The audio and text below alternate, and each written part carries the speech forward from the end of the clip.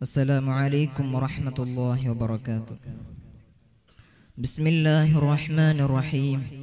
الحمد لله رب العالمين، والصلاة والسلام على أشرف المرسلين وعلى آله وصحبه أجمعين. أما بعد.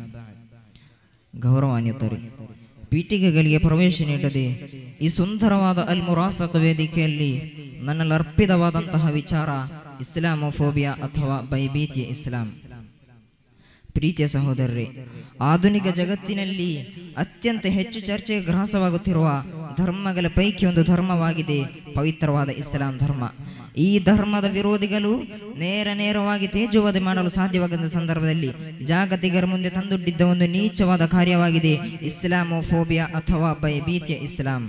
ನನಗೆ ಅರ್ಥವಾಗುತ್ತಿಲ್ಲ, ಶಾಂತಿಯ ಧರ್ಮವಾದ ಇಸ್ಲಾಂ ಧರ್ಮ ಹೇಗೆ ತಾನೇ ಫೋಬಿಯಾಕ್ಕೆ ಹೋಲಿಸಲು ಸಾಧ್ಯ? ಕಾರಣ ಇಸ್ಲಾಂ ಯಾವತ್ತೂ ಕೂಡ ಶಾಂತಿಯನ್ನು ಬಯಸುತ್ತದೆ ಹೊರತು ಭಯೋತ್ಪಾದನೆಯನ್ನಲ್ಲ.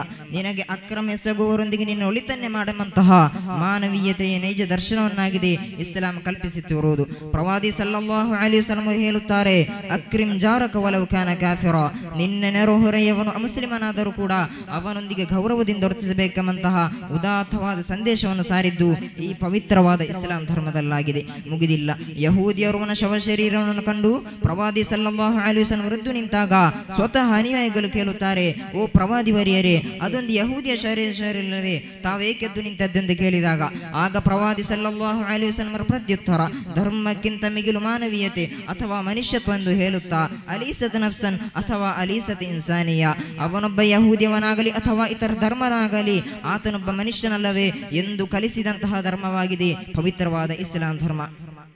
ಮುಗಿದಿಲ್ಲ, ಹಲವಾರು ವರ್ಷಗಳ ಹಿಂದೆ ಅಮೆರಿಕಾದ ಬಹುದೊಡ್ಡ ಕಟ್ಟಡಗಳಾದಂತಹ ದಿ ವರ್ಲ್ಡ್ ಟ್ರೇಡ್ ಸೆಂಟರ್ ಕೆಲವೊಂದು ಕಿಡಿಗೇಡಿಗಳಿಂದ ನಾಶವಾದಂತಹ ಸಂದರ್ಭದಲ್ಲಿ ನಾಶಪಡಿಸಿದವರು ಇಸ್ಲಾಂ ಹೆಸರಿನ ಮುಸ್ಲಿಂ ನಾಮಧಾರಿಗಳಿಂದ ಮುಸಲ್ಮಾನರೆಲ್ಲರೂ ಭಯೋತ್ಪಾದಕರು, ಮುಸಲ್ಮಾನರೆಲ್ಲರೂ ಉಗ್ರಗಾಮಿಗಳು, ಇನ್ನು ಇಸ್ಲಾಂ ಧರ್ಮ ಇಲ್ಲಿ ಶಾಶ್ವತವಲ್ಲ ಎಂದು ಕೆಲವೊಂದು ಮಾಧ್ಯಮಗಳು ನಿರ್ಣಯಿಸುವಲ್ಲಿ ಯಶಸ್ವಿಯ ಪಾತ್ರವನ್ನು ಪಡೆದರೂ ಸಹ ಇಸ್ಲಾಮಿನ ಕುರಿತು ಅರಿದಂತಹ ಜನರು ಇಸ್ಲಾಮಿನ ಹಲವಾರು ಗ್ರಂಥಾಲಯಕ್ಕೆ ಹೋಗಿ ದಿ ಹೋಲಿ ಕುರ್ಆನ್ ಅನ್ನು ಮನವರಿಕೆ ಮಾಡುತ್ತಾರೆ. ಕುರ್ಆನಿನ ಪ್ರಪ್ರಥಮ ಸೂಕ್ತದಲ್ಲಿ ಬಿಸ್ಮಿಲ್ಲಾಹಿರ್ ರಹ್ಮಾನಿರ್ ರಹೀಮ್, ಬಿಸ್ಮಿಲ್ಲಾ, in the name of Allah, ಅರ್ ರಹ್ಮಾನಿರ್ ರಹೀಮ್, the most merciful and the most gracious, ಪರಮ ಕಾರುಣ್ಯನು ದಯಾಳುವಾದ ಅಲ್ಲಾಹ್ ನಾಮದಿಂದ ಎಂಬುದನ್ನು ಕಂಡು ಅವರಿಗೆ ಮನದಟ್ಟಾಗುತ್ತದೆ. ಆದ್ದರಿಂದ ಪ್ರೀತಿಯ ಸಹೋದರರೇ, ಇಸ್ಲಾಮೋಫೋಬಿಯಾ, ಇಸ್ಲಾಂ ಎಂದರೆ ಶಾಂತಿ, ಫೋಬಿಯಾ ಎಂದರೆ ಭಯ. ಶಾಂತಿ ಇರುವಲ್ಲಿ ಯಾವತ್ತಾದರೂ ಭಯ ಇರುತ್ತದೆಯೇ? ಅದೇ ರಾತ್ರಿ ಮತ್ತು ಹಗಲು ಯಾವ ರೀತಿ ಒಂದಾಗಲು ಸಾಧ್ಯವಿಲ್ಲವೋ ಅದೇ ರೀತಿ ಇಸ್ಲಾಂ ಮತ್ತು ಫೋಬಿಯಾ ಯಾವತ್ತೂ ಕೂಡ ಒಂದಾಗಲಿಕ್ಕೆ ಸಾಧ್ಯವೇ ಇಲ್ಲ ಎಂದು ಹೇಳುತ್ತಾ ನನ್ನ ಮಾತುಗಳಿಗೆ ವಿರಾಮ.